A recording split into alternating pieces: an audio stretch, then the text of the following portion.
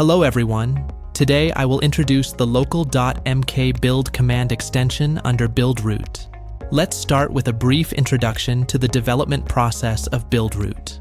Under normal circumstances, Buildroot goes through the following steps: download, decompression, configuration, compilation, and installation.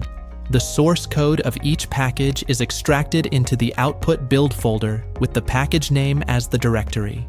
If you run make clean, make disk clean, or make dir clean, these temporary directories are deleted. The next time you run make, Buildroot recreates those source build directories. Therefore, during the development process, it is not a good practice to directly modify the source code in the output build directory, because it will all disappear after the next cleanup. To solve this problem, Buildroot provides a local.mk file that is placed in the Buildroot root directory. Just set it in local.mk file. The package name overriding source directory is equal to the source path you want to specify. You can redirect the source code source during compilation to the location you specify, making it easier to modify and test directly locally. In this section, we'll show you how to save a configuration file with local.mk. Nuvoton provides local.mk extension compilation commands that can be used to save configuration files for Buildroot, U-boot, Linux, uclibc, and BusyBox. Its usage is very similar. Just type make package name -save -configto, save the corresponding configuration. For example, to save the configuration of Linux, you only need to enter it make linux -save -config. Similarly, Buildroot, U-boot, uclibc, uclibc are the same way, and you can configure individual configuration files. In the following section, we will focus on how to rebuild U-boot. Recompiling U-boot requires special process when the source code has been modified. If the boot device has changed, for example, from SD or eMMC to NAND boot, the old U-boot must be cleared first and then rebuild. In this case, entering the commands make U-boot dir clean and U-boot alter rebuild will complete the clearing and rebuild. If the boot device has not changed and only the U-boot source code has been modified, simply entering make U-boot alter rebuild will rebuild. In fact, the U-boot alter rebuild command is equivalent to a complete series of commands: make U-boot rebuild, ARM trusted firmware rebuild, and host U-boot tools rebuild. Linux will perform another make after rebuilding.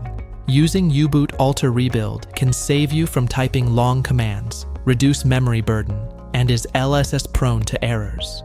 As an aside, here again, let us review how to rebuild packages under Buildroot. We've already introduced the rebuild method for U-boot. Next, we'll introduce the rebuild of Linux, ARM trusted firmware, and OPT OS. After modifying the Linux source code, you can type make Linux rebuild and then make to recompile and repackage it. After modifying the ARM trusted firmware source code, type make ARM trusted firmware rebuild and then make to recompile TFA. It is the same way for OPT. Next, let's look at how to rebuild the root file system. In the official Buildroot, there is no direct way to rebuild rootfs. For example, when you remove some unwanted packages in the Buildroot, they will still remain in the output target folder. Or when you modify the system settings of Buildroot, that is, system configuration, you can use rootfs rebuild through the local.mk to achieve the goal of quickly purging the package. If you want to rebuild rootfs, just enter make rootfs -rebuild. Now we come to the chapter on generating independent cross-tool chains. Local.mk provides a convenient extension instruction for generating independent cross-tool chains. The so-called cross-tool chain is a build toolkit that can be installed on another computer, allowing third-party developers to develop applications for the target board without having to obtain the original U-boot, Linux, and ARM trusted firmware source code. If you have already completed a full compilation under Buildroot, you can directly enter make SDK-tool to generate a standalone cross-tool chain through the extended instructions in local.mk. Finally, we need to download the local.mk from the specified link first.